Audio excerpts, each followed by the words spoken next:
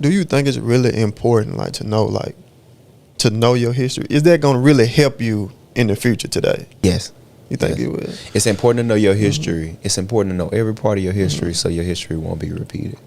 Oh, it's important so you can learn from that. It's important to know your history. If we understand that millions and millions of people were affected by X, Y, and Z, we will know in the future to go in a different direction. We hear it all the time.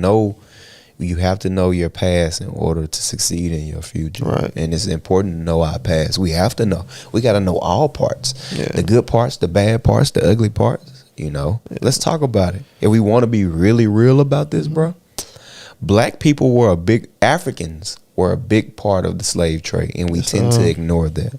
Africans were a big part of the slave trade. Now, if you put that into perspective, bro, like, and it wasn't just Africans, of course. You know, European whites, Arabs, all of them, they had something to do with it as well. Don't get me wrong, but we have to understand that we sold ourselves as well. Our own people sold us. And we don't talk about that. The corruption started there with us. Yeah. So where we at today? Yeah.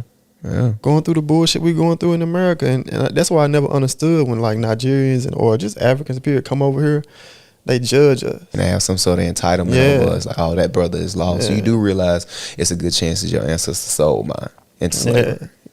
So that's thank you. Here. Yeah. Like, thank you for one, you know, coming in with this, like, superiority. Feel like you have this superiority over me, but also at the same time ignore the fact that your descendants had a direct, more than likely your ancestors had a direct part in the selling and trading of my ancestors. But yeah, something that we don't want to realize is that we sold our own people, bro. Like, we don't want to accept the fact that we sold our own people. And like I said, some of the biggest slave ports are located in Africa. We see it. Europeans didn't build it.